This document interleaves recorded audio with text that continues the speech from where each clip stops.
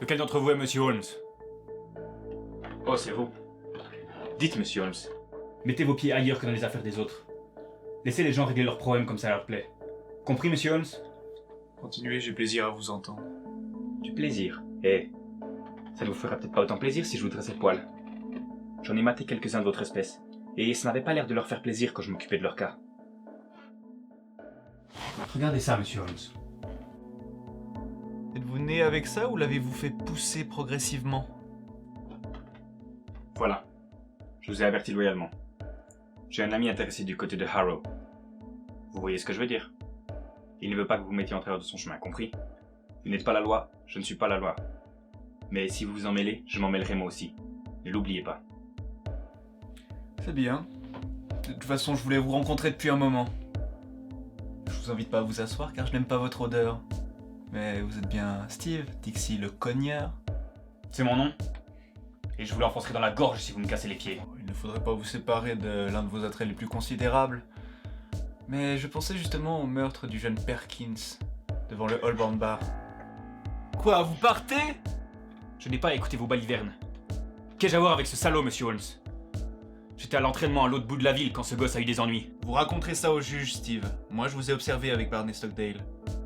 Oh, Monsieur Holmes. Ça suffit, filez d'ici. Quand j'aurai besoin de vous, je vous ferai signe. Au revoir, Monsieur Holmes. J'espère que vous ne m'en voudrez pas trop de ma visite. Ça dépend qui vous envoyez. Oh, ça, ce n'est pas un secret, Monsieur Holmes. La même personne dont vous venez de citer le nom. Et qui lui a commandé de vous envoyer à moi? Je vous le jure, Monsieur Holmes, je n'en sais rien. Il m'a juste dit... Steve, va voir Monsieur Holmes et dis-lui que s'il se promène du côté d'Harrow, sa vie sera en danger. C'est la vérité vraie. Je suis heureux que vous n'ayez pas eu à lui fendre la tête, Watson. J'avais suivi vos manœuvres avec l'ouvre-lettre. Mais c'est réellement un type inoffensif. Un grand bébé musclé, idiot et balbutiant et facilement maîtrisable comme vous en êtes aperçu. Bon, on y va. Il fait partie du gang de Spencer John et il a joué son rôle dans quelques sales affaires dont je m'occuperai quand j'aurai le temps. Son chef immédiat, Barney, est plus malin. C'est une bande spécialisée dans les agressions, les coups d'intimidation et j'en passe. Ce que j'aimerais savoir, c'est qui tire les ficelles en cette occasion précise. Mais pourquoi chercher à vous intimider? Pour l'affaire de Harrowweald. Évidemment. Du coup, je vais m'en occuper. Puisqu'elle semble tellement intéresser une personne, elle ne doit pas être banale. Sans doute, mais je ne connais rien de cette histoire. J'allais justement vous en parler quand nous avons eu cet intermède comique. Voici la lettre de Madame Maberley.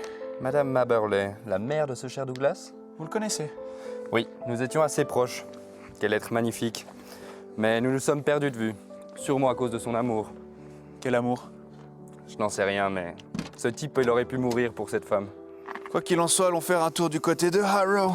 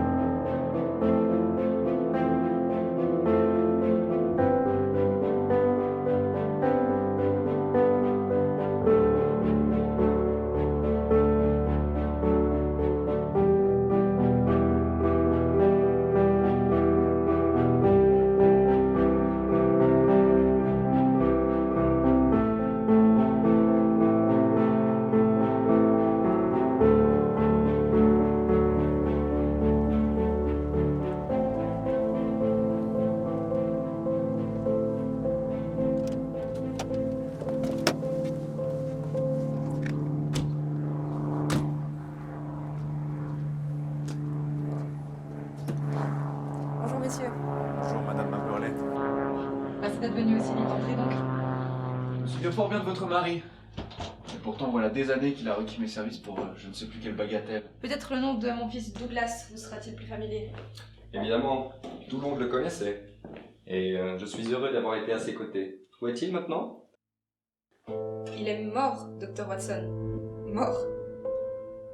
Il avait été nommé attaché à Rome et il est mort là-bas d'une pneumonie le mois dernier. Je suis désolé.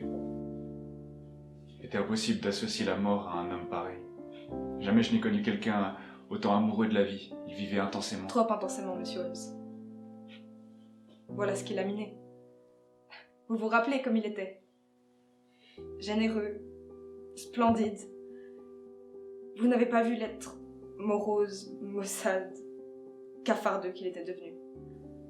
Il eut le cœur brisé. En l'espace d'un seul mois, il s'était transformé en cynique. Une histoire d'amour? Une femme? Ou un démon. Enfin, ce n'est pas pour vous parler de mon pauvre fils que je vous ai demandé de venir.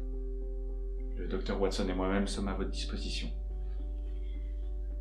Divers incidents très étranges se sont produits. Voici plus d'1 an que j'habite cette maison. Comme je désirais vivre reculé du monde, je connais plus mes voisins. Il y a 3 jours, j'ai reçu la visite d'un agent immobilier. Il m'a dit que cette demeure conviendrait parfaitement à l'un de ses clients et que si je voulais m'entendre avec lui, les questions d'argent seraient vite résolues. J'ai trouvé bizarre cette démarche, étant donné qu'il existe dans la région bon nombre de maisons vides à vendre ou à louer. Mais tout de même, sa proposition m'a intéressée. J'ai donc indiqué un prix supérieur de 500 livres à celui que j'avais déboursé. Il n'a pas discuté le chiffre, mais il a ajouté que son client voulait aussi acheter l'ameublement. Une partie de mon mobilier me provient de ma famille. Comme vous pouvez le voir, il est en bon état. Aussi ai-je arrondi mon chiffre. Il a acquiescé aussitôt. J'ai toujours eu la passion des voyages. J'ai fait une si bonne affaire que je me suis dit qu'avec l'argent, j'aurais de quoi vivre confortablement jusqu'à la fin de mes jours. Mais hier, l'agent est arrivé avec le contrat tout prêt.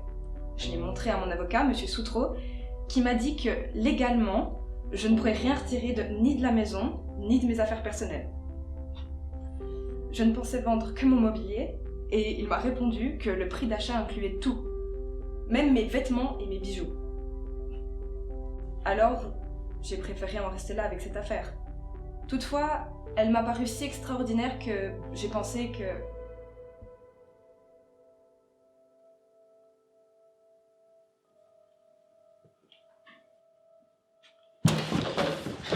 Laissez-moi! Que faites-vous? Eh bien, Suzanne, que veut dire cela? Mais madame, je venais demander si les visiteurs restaient là pour le déjeuner quand cet homme m'a sauté dessus. Il y a plus de 5 minutes que je l'entends, mais je ne voulais pas interrompre un tel récit. Un peu asthmatique, Suzanne, non? Vous avez la respiration trop forte pour ce genre de travail. Qui êtes-vous? Et de quel droit me tourmentez-vous ainsi? Uniquement parce que je voulais poser une question en votre présence. Madame Abarley, à qui avez-vous confié votre attention de m'écrire et de me consulter? À personne, monsieur Holmes. Et qui a posté votre lettre? Suzanne. Bien sûr. Maintenant, Suzanne, qui avez-vous prévenu que votre maîtresse allait me demander conseil? Mais c'est un mensonge. Je n'ai prévenu personne. Écoutez-moi bien, Suzanne. Les asthmatiques ne vivent parfois pas très longtemps. C'est un gros péché de raconter des histoires. Qui avez-vous prévenu? Suzanne, vous êtes une mauvaise femme. Vous m'avez trahi. Je me rappelle maintenant que vous avez parlé à quelqu'un par-dessus la haie. Mais oui, mais c'est mon affaire. Et si je vous disais que c'était Barney Stockdale? Et pas plus que vous le savez. Pourquoi est-ce que vous m'interrogez? Je n'en étais pas sûr, mais voilà qui est fait. Écoutez, Suzanne. Je vous donne 10 livres si vous me dites qui se cache derrière Barney. C'est quelqu'un qui pourrait m'offrir 1000 livres chaque fois que vous m'en proposeriez 10. Un homme si riche? Non.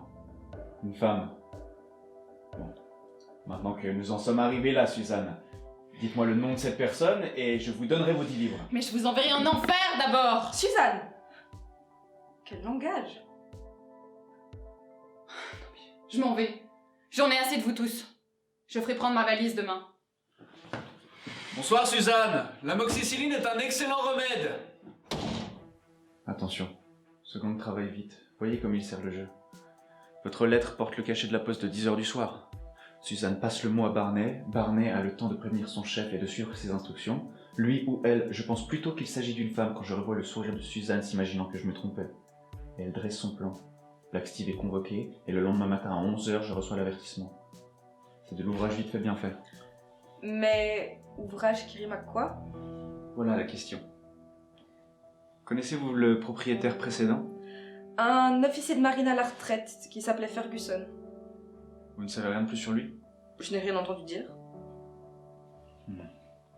Je me demandais s'il ne s'agissait pas d'un trésor caché. Bien sûr, maintenant quand on enfouit un trésor, on le met dans un coffre à la banque. Mais il y a toujours des fantaisistes par le vaste monde. Mais dans ce cas précis, pourquoi vouloir votre ameublement? Vous n'avez pas un Raphaël ou une édition originale de Shakespeare sans savoir? Non, je crois que je ne possède rien de plus précieux qu'un service à thé du derby de la couronne. Ce qui justifierait difficilement tout ce mystère. Si l'on convoite votre service à thé, on vous offre simplement un prix, sans vous demander le reste. Non, plus j'y pense, plus je suis sûr que vous possédez un objet que vous ne vendriez pas si on vous proposait de l'acheter. C'est aussi mon avis, oui. Vous voyez? Le docteur Watson est de mon avis, ce qui règle tout. Mais quel peut être cet objet, monsieur Holmes? Voyons. Voyons si, simplement par une analyse mentale, nous arrivons à lever le mystère. Il y a une année que vous vivez ici, n'est-ce pas? Presque 2 ans. Tant mieux. Donc pendant cette longue période, on ne vous a rien proposé. Et là, en une période de 3-4 jours, on vous fait un nombre incessant de propositions pressantes? Qu'en pensez-vous? Cela signifierait simplement que l'objet qu'intéresse l'acquéreur vient d'arriver dans la maison? Voilà qui règle tout. Madame Aberley, est-ce qu'un objet vient d'arriver ici? Non, je n'ai rien acheté de neuf cette année. Vraiment extraordinaire. Très bien. Je pense que nous ferions mieux de laisser les choses se développer un petit peu. L'avocat que vous avez consulté est-il fiable? Monsieur Soutreau est très capable. Très bien. Avez-vous une domestique ou cette charmante Suzanne était seule à votre service? J'ai une jeune bonne. Très bien. Essayez d'obtenir de Monsieur Soutreau qu'il passe une nuit ou 2 dans votre maison. Vous auriez peut-être besoin de protection. Contre qui? Qui sait? L'affaire est obscure. Si je ne peux découvrir ce qu'on recherche, je devrais peut-être prendre l'affaire par l'autre bout et m'intéresser à la principale personne concernée. L'agent immobilier qui vous a contacté, vous a-t-il laissé une adresse? Simplement son nom et sa profession. Haynes Johnson, agent immobilier et expert. Oui, je ne pense pas que nous le trouvions dans le répertoire. Un homme d'affaires honnête laisse toujours son adresse sur sa carte. Eh bien, faites-moi connaître chaque développement ultérieur de l'affaire. Je m'occupe de vous. Jusqu'à ce que l'énigme soit résolue, vous êtes sous ma protection, fiez-vous à moi.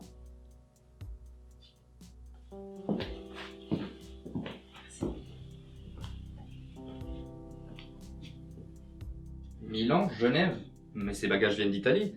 Ce sont les affaires de mon pauvre Douglas. Vous les avez pas encore déballés? Depuis quand les avez-vous reçus? Elles sont arrivées la semaine dernière. Mais vous m'avez... Voilà sûrement le maillon qui nous manquait. Comment savez-vous qu'elles ne contiennent pas un objet de valeur? C'est bien plus probable. Mon pauvre Douglas n'avait que son traitement et une petite rente. Quel trésor aurait-il pu acheter?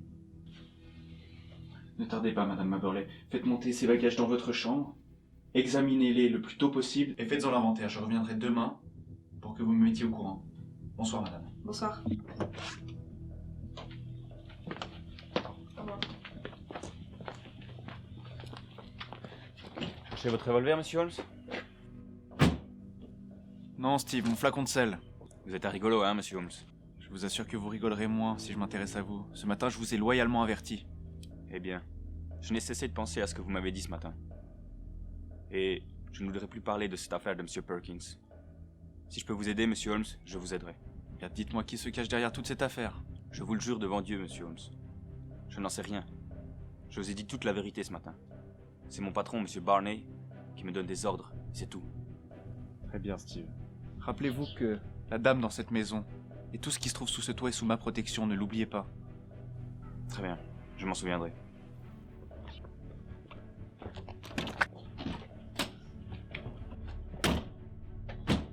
Je crois que je lui ai fait peur pour sa peau. Je crois qu'il moucharderait son patron s'il savait qui il était. J'ai eu de la chance de savoir qu'il faisait partie du gang de Spencer John. Au fond, Watson, c'est une affaire pour Langdon Pack. Je vais tout de suite aller le voir. Peut-être qu'à mon retour, l'affaire a pris une autre tournure.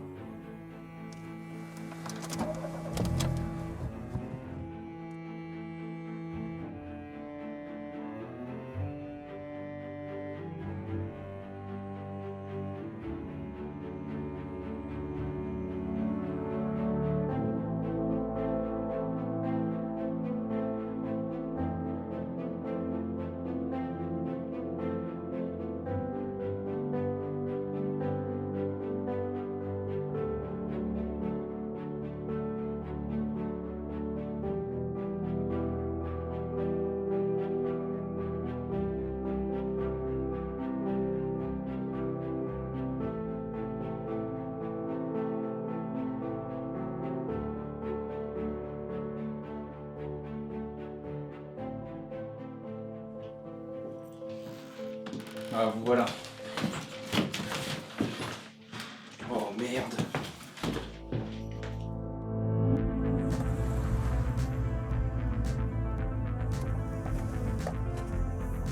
On est bien au bon endroit.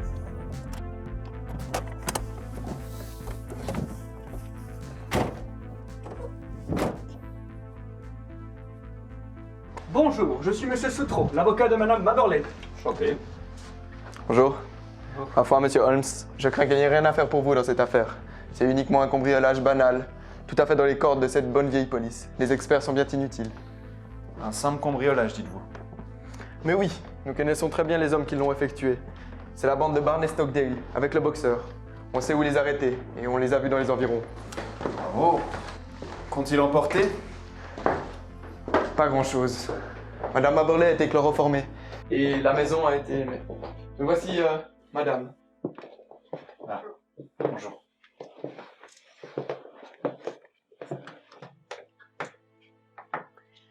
Vous m'aviez donné un bon conseil, Monsieur Holmes.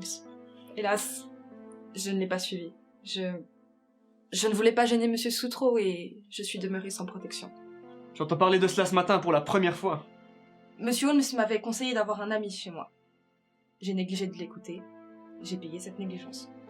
Vous paraissez très fatigué. Néanmoins, pouvez-vous me dire ce qui est arrivé?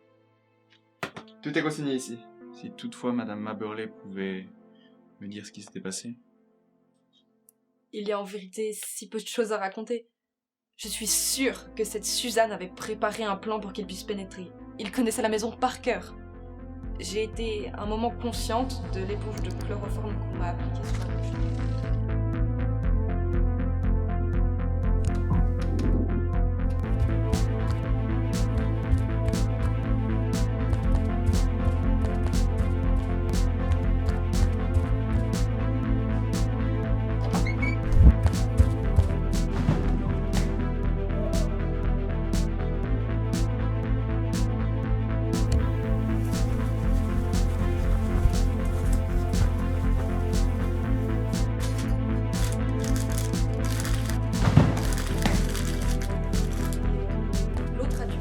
Car je ne me rappelle plus de rien.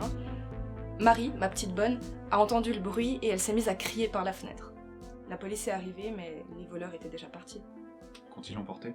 Je ne crois pas qu'il manque des objets de valeur, et je suis sûre qu'il n'y en avait pas dans les malles de mon fils. Les voleurs ont-ils laissé des indices? Il y avait une feuille de papier que j'ai sans doute arrachée à l'homme que j'ai empoigné. Elle était toute froissée sur le plancher, et le texte est de l'écriture de mon fils. Autrement dit, ce papier ne sera pas bien utile. Toutefois, si le cambrioleur l'avait entre les mains... Exactement. Bien pensé, j'aimerais bien la voir s'il vous plaît. Je ne laisse jamais passer un détail. En 3 ans de service, j'ai appris ma leçon. On peut toujours trouver une trace de doigt ou n'importe quoi. Et qu'en pensez-vous, inspecteur? On dirait la fin d'un roman, pour autant que j'en puisse en juger. Il s'agit certainement de la fin d'un conte bizarre. Vous avez remarqué le chiffre en bas de la page? 243. Où sont les 242 autres pages? Eh bien, je suppose que c'est les cambrioleurs qui les ont emportés. Grand bien leur face. C'est quand même étrange qu'on cambriole une maison pour des papiers pareils, vous ne trouvez pas, inspecteur? Si, monsieur. Et je pense que dans leur hâte, les coquins ont agrippé tout ce qui leur passait sous la main. Je leur souhaite beaucoup de plaisir avec leur butin. Pourquoi se sont-ils intéressés aux affaires de mon fils? Parce qu'ils n'ont pas trouvé en bas d'objets de valeur. Ils ont donc tenté leur chance au premier étage. C'est comme ça que je le comprends. Et vous, monsieur Holmes? Faut que je réfléchisse encore. Venez à la fenêtre, Watson.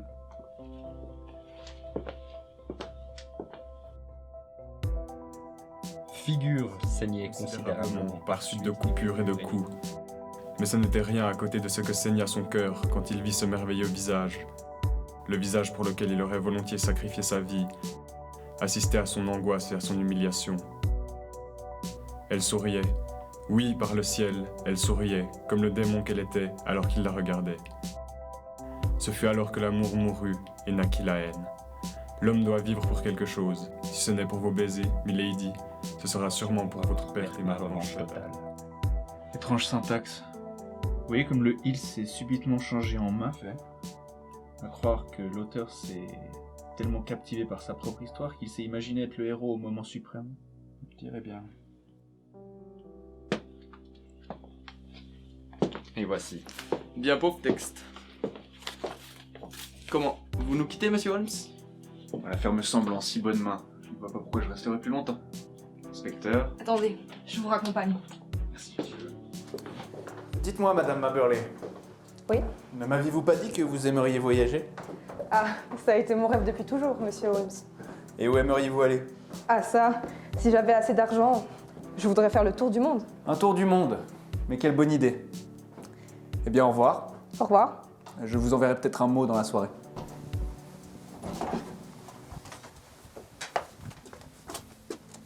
Ces types intelligents. Ils ont toujours quelque chose de dérangé.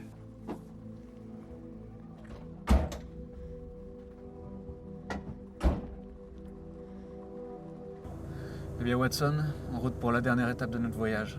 Allons-y. Je pense que cette affaire peut être liquidée tout de suite, mais je préfère que vous m'accompagniez, car il vaut mieux être avec un témoin quand on traite avec une femme comme Isadora Klein. Mais à propos, Watson, tout est maintenant lumineux dans votre esprit. Non, je ne saurais l'affirmer, mais je pense que nous allons chez la dame qui se tient derrière tout cela. En effet.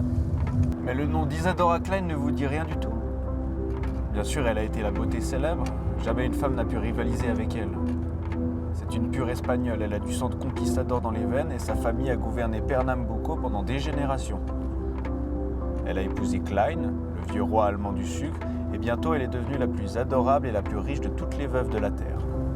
J'ai appris qu'elle allait épouser le jeune Lemonde qui pourrait être son fils. La mère de sa grâce peut négliger la différence d'âge, mais pas le scandale qui s'en suivra. Aussi, il était nécessaire... Ah, nous voici arrivés.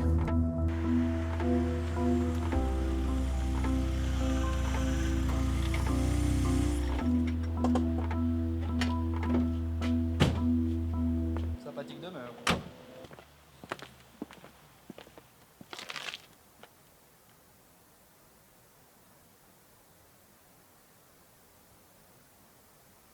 La dame est sortie.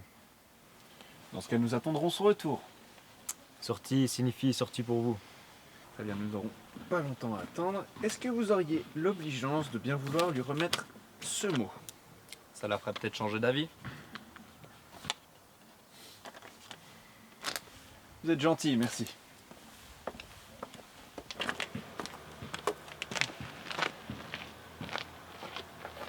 Qu'avez-vous donc écrit sur ce papier? Tout simplement, alors ce sera la police. Je pense qu'elle nous recevra. C'est bien vu. C'est élémentaire, mon cher Watson.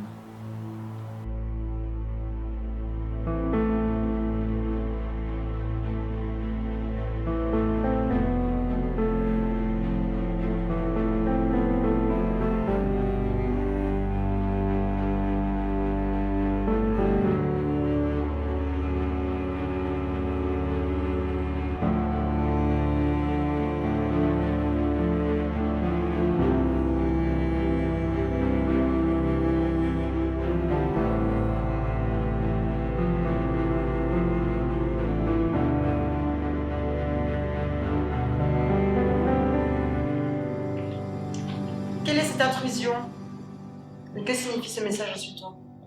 Je n'ai pas besoin, madame, de vous donner des explications, j'ai beaucoup trop de respect pour votre intelligence. Quoique cette intelligence s'est étrangement trouvée en défaut ces derniers temps. Comment cela, monsieur? En supposant que les bravages que vous avez loués pourraient par la peur m'empêcher d'accomplir mon travail. Jamais un homme n'embrasserait ma profession si la peur n'avait pas pour lui une certaine forme d'attrait. C'est donc vous qui m'avez forcé à me pencher sur l'affaire du jeune Marbley? Je n'ai nulle idée de ce dont vous me parlez. Qu'ai-je à voir avec des bravages que j'aurais loués? Décidément, j'avais surestimé votre intelligence. Tant pis. Bonsoir. Arrêtez! Où allez-vous? À la police! Attendez! Asseyons-nous. Discutons encore un peu. Alors laissez rentrer mon associé.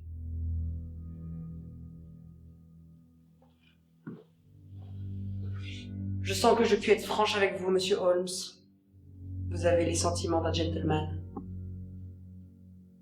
Comme l'instinct féminin est prompt à le découvrir.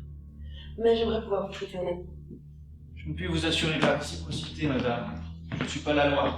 Je représente la justice dans la limite de mes modestes facultés. Nous sommes prêts à vous écouter. Je vous dirai ensuite comment j'agirai. Sans doute était-ce puéril de ma part de menacer un brave homme comme vous. Sans aucun doute, Madame Klein. Ce qui a surtout été puéril de votre part, c'est que vous êtes placé entre les mains d'une bande de coquins qui peut vous faire chanter ou vous dénoncer. Je ne suis pas si naïve. Mais comme j'ai promis d'être sincère avec vous, je peux vous dire que personne, hormis Barney Stockdale et Suzanne, sa femme, ne connaît l'identité de son employeur. Et quant à ces deux-là, ce n'est pas la première. Très bien, vous les avez déjà mis à l'épreuve. Ce sont des bons chiens qui courent en silence. De tels chiens, tôt ou tard, finissent par mordre la main qui les nourrit. Ils seront pris pour ce cambriolage, la police est à leur trousse. Ils accepteront les conséquences. C'est pour cela qu'ils sont payés. Je ne paraîtrai pas dans l'affaire. À moins que je vous y fasse paraître. Vous ne me ferez pas paraître. Vous êtes un gentleman. Il s'agit d'un secret de femme. Premièrement, vous devez rendre ce manuscrit. Le rendrai-je? Voici qui scelle votre destin. Vous êtes prompt à l'action, madame. Cette fois-ci, vous êtes allé trop loin. Comme vous êtes dur. Et puis je vous raconter toute l'histoire. Je vois que je pourrais vous la raconter. Mais vous devez la voir avec mes yeux, monsieur Holmes. Vous devez la comprendre d'un point de vue d'une femme qui voit sa vie s'anéantir. Une telle femme est-elle à blâmer quand elle se protège?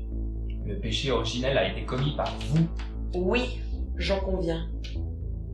Douglas était un charmant garçon. Mais malheureusement, il ne convenait pas à mes desseins. Il voulait m'épouser. M'épouser, monsieur Holmes. Un bourgeois sans le sou. Et comme je m'étais donné une fois, il pensait que je pouvais me donner toujours à lui. À lui tout seul. C'était intolérable. Donc j'ai dû lui faire comprendre. En louant des brutes qui l'ont rossé sous votre fenêtre. Vous avez l'air de tout savoir? Oui, c'est exact. Barney et ses hommes l'ont attrapé. Et certes, ils ont été un peu rudes. Je n'aurais jamais cru qu'un gentleman puisse faire une chose pareille. Il a écrit un livre. Il a raconté son histoire. Et évidemment, je suis le loup et il est l'agneau. Il a mis des noms supposés. Mais qui dans Londres ne pouvait pas nous reconnaître? Alors, que dites-vous de cela, monsieur Holmes? Après tout, il était dans son droit. C'était comme si l'air de l'Italie était entré dans son sang en lui insufflant la vieille cruauté italienne. Il m'a écrit. Il m'a envoyé un exemplaire de son livre pour que j'aie la torture de l'anticipation. Il m'a dit qu'il y avait 2 exemplaires. Un pour moi et un pour son éditeur. Comment saviez-vous que l'éditeur n'avait pas reçu son exemplaire? Parce que je savais qui était l'éditeur. Ce n'est pas le premier roman de Douglas, vous savez. J'appris donc que l'éditeur n'en avait pas reçu. Puis, j'appris la mort immédiate de Douglas. Aussi longtemps que ce manuscrit risquait d'être mis en circulation, je n'étais pas en sécurité. Il était sûrement dans ses affaires qui allaient être remises à sa mère. J'ai mis le gang à l'œuvre. Suzanne est entrée en tant que domestique chez Madame Maberley. Je voulais agir honnêtement. Réellement, vraiment oui. Je le voulais. J'étais disposée à acheter la maison et à tout ce qu'elle contenait. J'ai accepté le prix qu'il me demandait. Je n'ai tâté de l'autre moyen que lorsque le premier a échoué. Maintenant, Monsieur Holmes, en admettant que j'ai été trop dur avec Douglas, Dieu sait si je m'en repens. que pouvais-je faire d'autre avec tout mon avenir en jeu? Bien. Je suppose que je vais devoir à nouveau pactiser avec le crime. Dites-moi, combien coûte un voyage autour du monde en première classe? Pas plus de 20 000 francs, je suppose. Non, je ne crois pas. Parfait. Vous voudrez bien me signer un chèque de ce chiffre? Et je veillerai à le faire parvenir à Madame Maberley. Vous lui devez un petit changement d'air. En attendant, Madame, faites attention. Attention. Vous ne jouerez pas éternellement avec des objets tranchants, sans abîmer ses mains délicates.